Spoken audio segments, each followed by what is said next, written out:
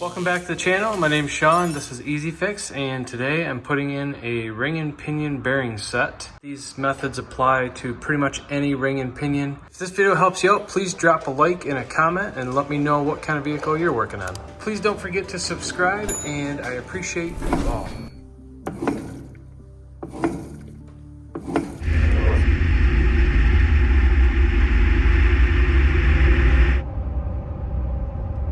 Sounds pretty good.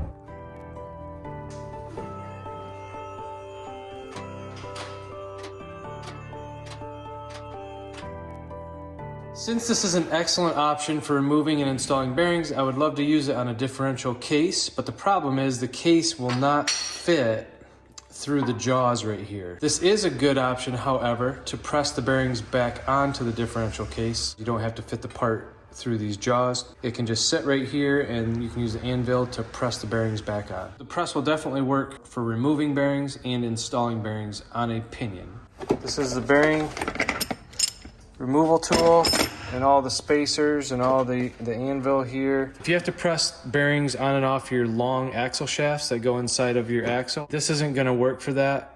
Because it doesn't have the depth. You're gonna want a traditional press to do that. We've got new pinion bearings, new side bearings, crush sleeve, pinion seal. This is Loctite for the fastener, keep it from backing off. A little brush, and this is our gear compound. From Spicer, there's the part number. I'll leave some links in my description below for this kit or some similar kits on Amazon, and then maybe that'll help you find the bearings you need. If you do purchase on Amazon, it also helps my channel and helps me make videos like this. Let me show you how I got to this conclusion.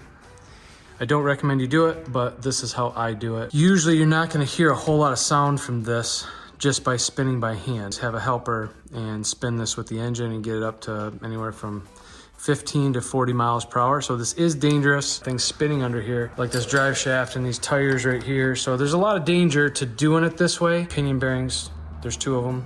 Side bearings, there's 2 of them. These are actually pretty loud. Even when they're in perfect working condition, you can actually hear them. But if one's bad, it'll usually be screaming in there. You just replace the bad bearings inside. You're gonna put your 2 axle bearings in also. This is how most mechanics I know are gonna test a differential. Dip your finger in here and you can pull out some oil, and if you see metal shavings in the oil, that would confirm you have a bad bearing in there.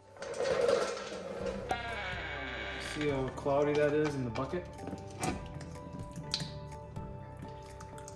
Looks like a cappuccino.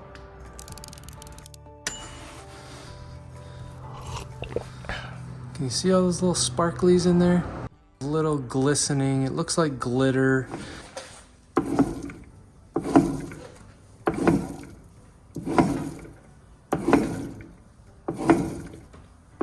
It's almost like sticking a playing card in the spokes of a bicycle. There's no way to really grab a hold of these real easily from underneath and pull it. It's basically a press fit or an interference fit bearing. So that once it's on, it holds itself on just from the interference fit between here and here. When it comes to a pinion, it's exactly the same. It's not gonna slide off there. So we need to figure out a way to get this off. There's several ways to do it. First thing I noticed is this crack right here on the inner race. Cracked all the way through, at least in this portion here. Bearing surfaces are hardened steel. You don't want them soft, you want them to last a long time. So they find the perfect metallurgy. Maybe this is just a defect. Let's take it apart and see what we got. I like to just cut this cage in 2 spots on 2 sides. Just kind of nip those and see if you can challenge yourself to keep these all in here. And that's pretty much a fail. Now we're on the right track. We're doing something positive here. It always feels good to find the bad bearing, and right away, it's the first one. That bearing is beyond bad. Noise, the fluid contamination, everything is a result. You never want to forget about the inner surface. That has to be perfect, flat, smooth, and like a mirror, just like the cup surface. So the bearing rolls around in between this hard surface and this hard surface, and they're both tapered, so that there's no play in the bearing. If you think about the weight and the forces and the load, it goes through the carrier into this surface, from that surface to your bearing, and from your bearing to your cup, and then your cup is inside of your axle housing. We're still gonna put this bearing on. We're still gonna put this bearing on. And then we're gonna put the pinion bearing on, which is this little guy right here. Hit it with a punch and we'll see if we can't get it to pop up off there. Look at that. That's cool. So this one, super easy. The other ones, it probably went around a couple times. I can't believe that didn't gouge this out. If that would have gouged this out, that would have added a whole bunch of cost because we would have had to get a carrier. My nail doesn't really get in there. It's pretty smooth. I'm not gonna polish that with emery cloth or anything. That's still gonna be fine to install our new one. It's cracked all the way through, so that's all you need, that little bit to relieve that interference fit.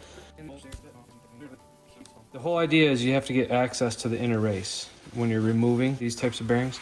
These definitely weren't spinning in the housing. They both have irregular wear patterns. This one seems to be a little more pitted. All that material was just floating around and getting mashed up and milled. I'd say this is good, no problem. Houston, we have a problem.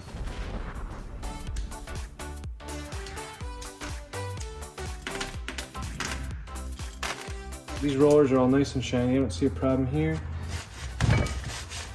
It's not the most perfect bearing surface in the world.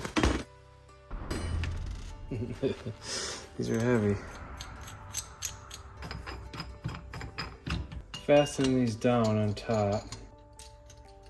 This is self-centered, right on the pinion shaft. Extensions, these are locked down pretty tight. You can see it raise up into position. It's just a tiny little ledge right there. I don't want to make it clamp down on the pinion worse, but I also don't want to slip off that ledge and hopefully it doesn't break it.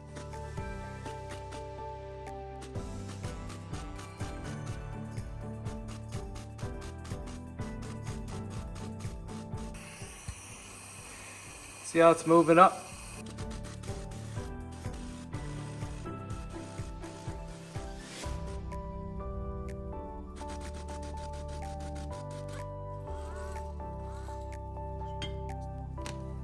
This is the part we want to save.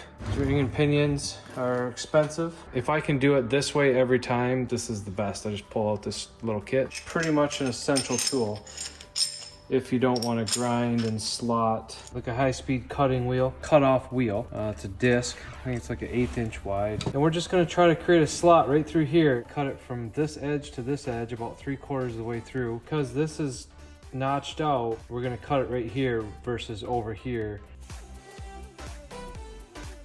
It could probably work right there if I were to stick a chisel in there. I might be able to pop it open. This cone is tapered, so there's a little bit more meat to cut on the inside.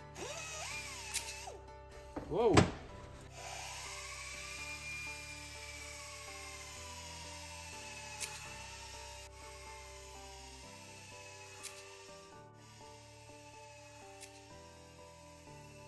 Because of the tension, it actually relieved itself and it cracked. Let's say that did not crack. I take this chisel and I just go rap, bump with the air hammer, and it's gonna be just enough to cause that crack there that it did for itself. It can chip anywhere around here, so you really wanna make sure you wear safety glasses. It'll really chip the easiest right here where that slot is cut because it's weakened. Go right here and go da-da-da-da-da, da-da-da-da-da. Easiest way to do this at home with basic tools is gonna be with a chisel.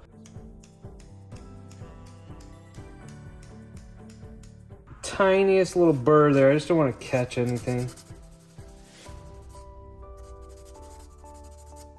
And that's enough to do it. But now I got metal shavings all over here, so I'm gonna just wash this off real quick.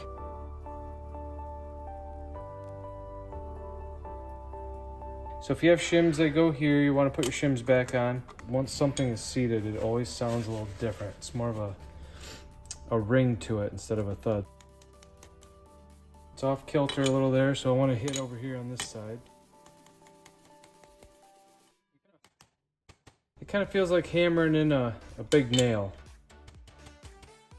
You don't want to hit like this, because if you bend these cages or mess up these rollers, you're just going to damage your new bearing. But as long as you're in here, in this zone here, inside on the inner race, you're okay. Now that I got started, the smart thing to do would be to go back and forth.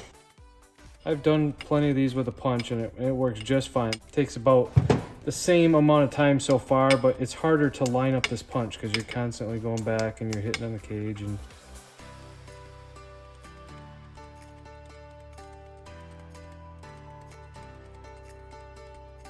nice and flush.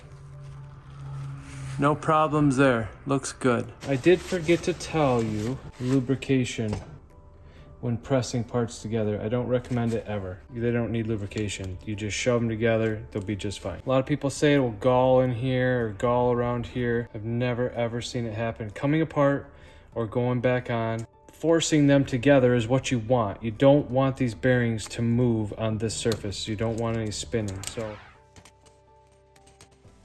I get kind of excited and I try to go fast, but it's always best to just, you know, take your time. How does it look from your angle? It's going slowly but surely. Having a correct driver or spacer does make it faster. It'll be done in 10 seconds. Ooh, did you hear that? A little ringing? A little ringing noise is good. That means it's bottomed out. You can see the ledge on the bottom of the bearing right here, and it's all tight and pressed down all the way. That's a normal looking pinion shaft, no problem there.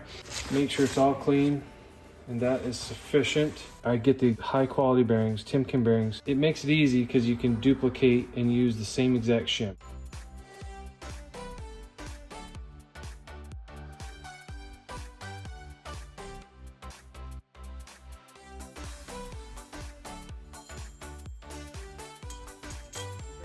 Let's get after it here.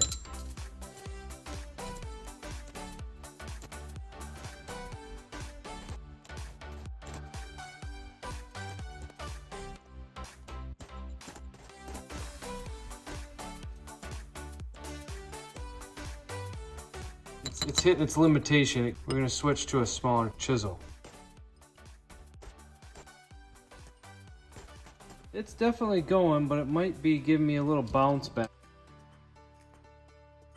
But I wonder if I can't just use this old race for a little bit.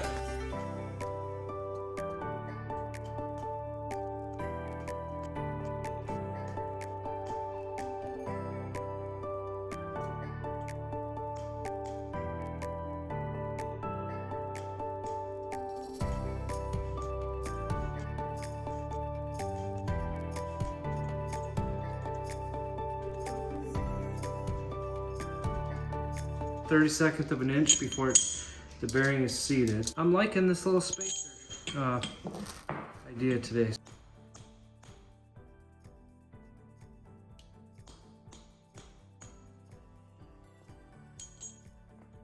Pinion's kind of wanting to jump off the ground. It's bouncing instead of the energy going into that bearing and pushing it down further. The old cage just got stuck in there just a little bit. You can hit it and knock it back off pretty quickly. When you're putting your races in, use a hammer and a punch bit, especially on this big one. It's just too big. Pretty sizable axle, so this little driver is way too small. I was able to use this one right here. I'll drive it in straight and flush. I'll put a link in the description below. Definitely a valuable tool to have in your box.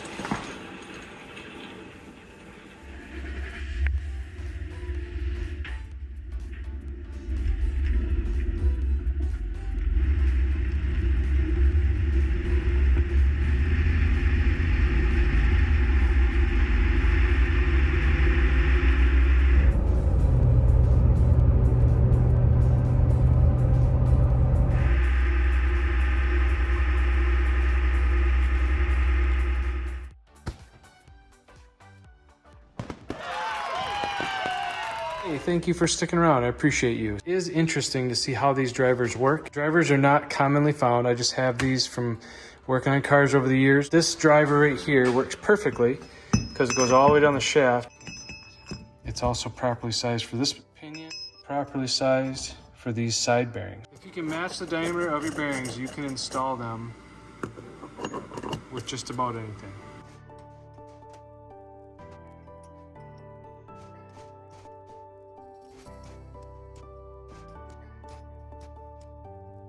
Can you smell that 1969 oil?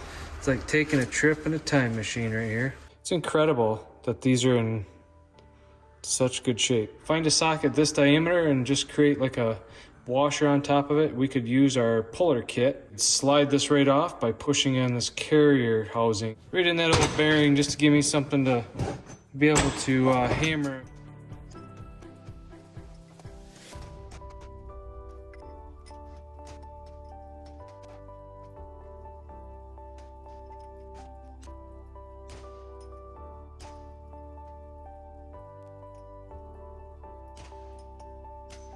That's from someone driving this off and repairing that bearing, replacing that bearing at some point.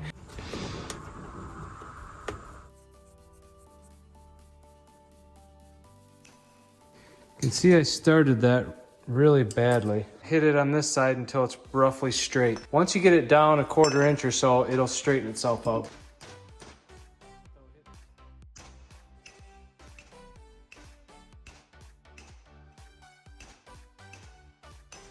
So if you're doing these all the time, this driver is your friend. Shop press. Right over our carrier, and it fits our bearing. So I'm just gonna make sure our press tools are all lined up, and we'll press her down. You wanna make sure you're wearing eyeglasses here. We should be bottomed out right here on the case, and it looks like it is, so that's it. So it fits down through our jaws. Set our plates on there. And we're gonna kind of line everything up. And I am working with the limitations of my press. We're actually a little bit too tight, so I put a longer bolt in here just so I could get an extra 1/2 inch to fit the pinion through the jaws. Not ideal because these are a little wobbly here. These should be tight. They can't go anywhere if something were to happen. So I'm just gonna try to press this out anyways. I got my safety glasses on.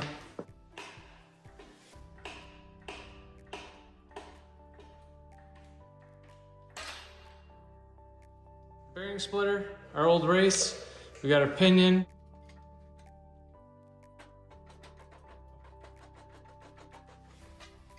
Check that out. It's a 2.71 gear ratio. That's what came stock in a 69 Charger. Pretty close to NASCAR speed capable with a 3-speed transmission. If you got enough power and you got the right aerodynamics. 6,500 RPM, I think it was 180 miles per hour. Built 425, 1969. It's the S for Shaun. 307 gear ratio does have a shim, and the 271 gear ratio doesn't even have a shim.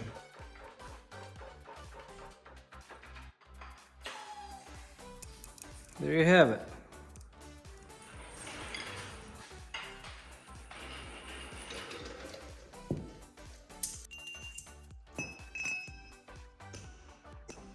Once you understand what it takes to push one of these bearings on or to take one off, you can pretty much work your way through your own project at home. Favorite way to go, because it's fast and it's easy. It, however, does not do a better job than installing pinion bearings with a punch or with the old race. Enjoyed making this video. I hope you guys stick around. I also have videos on press-in style bearings, bolt-in style bearings, trailer bearings, and if you want to check them out, that'd be cool. And if you're new, please subscribe, and see you in the next one.